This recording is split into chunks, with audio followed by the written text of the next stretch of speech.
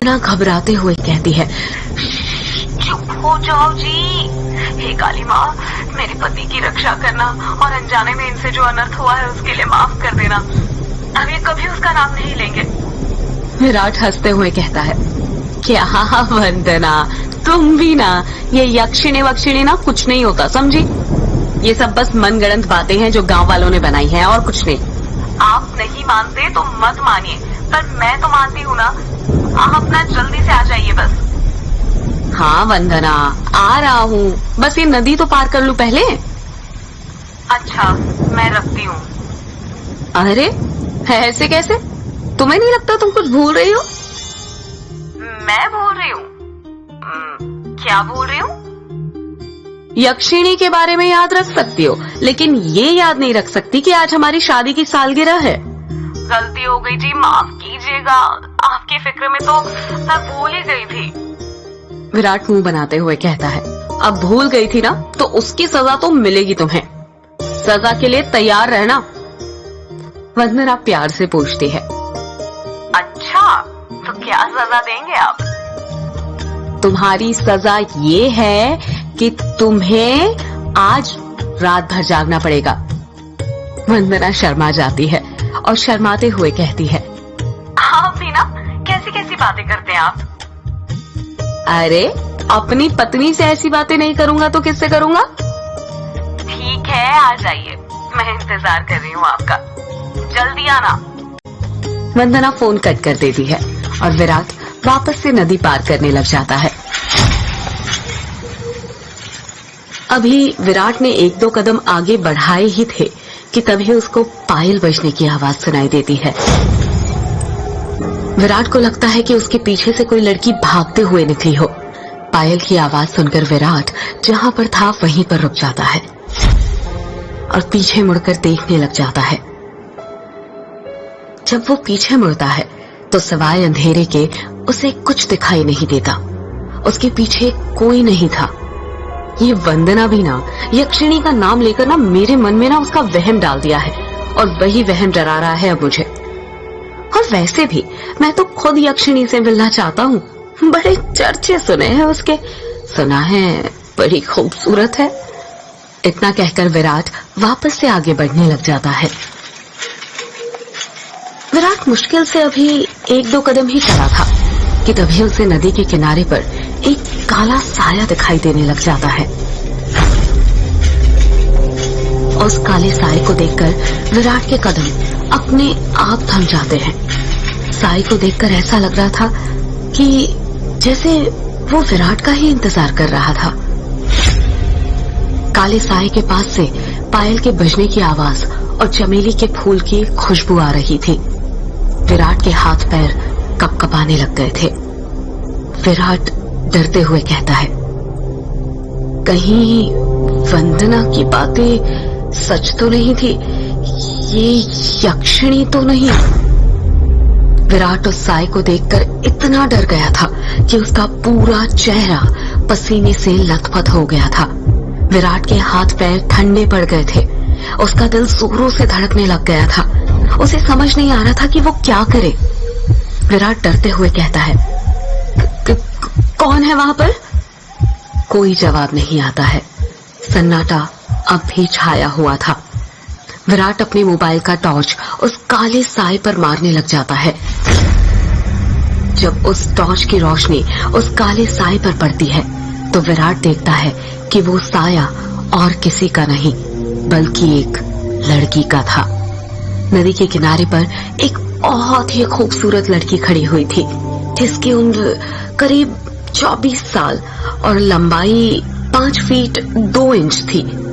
उसकी लंबी सी गर्दन, गुलाबी से होंठ, बाल खुले हुए जो उसके कमर तक आते थे, उसका गोरा बदन और उसी गोरे बदन पर उसने काली साड़ी पहन रखी थी।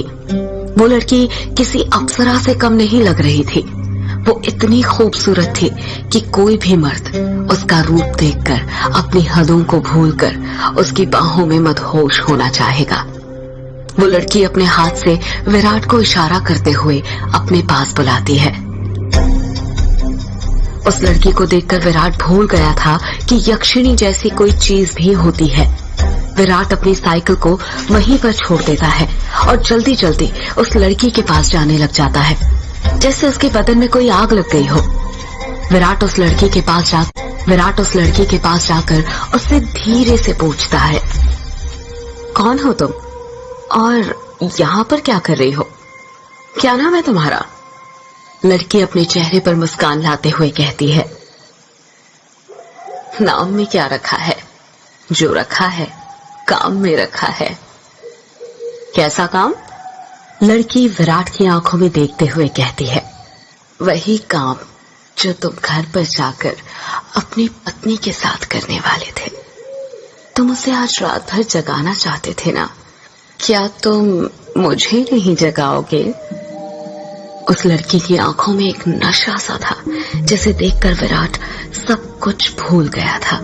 ऐसा लग रहा था जैसे वो उसके वश में आ गया हो।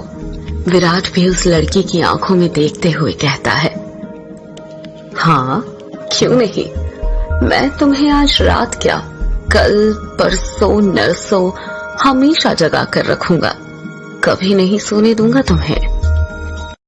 इतना कहते ही विराट उस लड़की को अपने सीने से सटा लेता है और अगले ही पल दोनों नदी के रेत पर निर्वस्त्र पड़े हुए थे।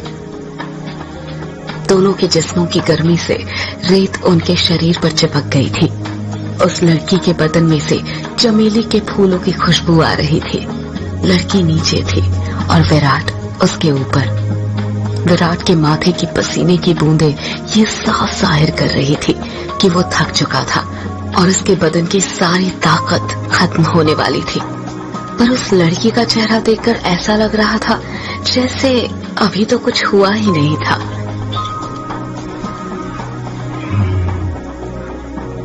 उसके अंदर की प्यास अभी बुझी नहीं थी।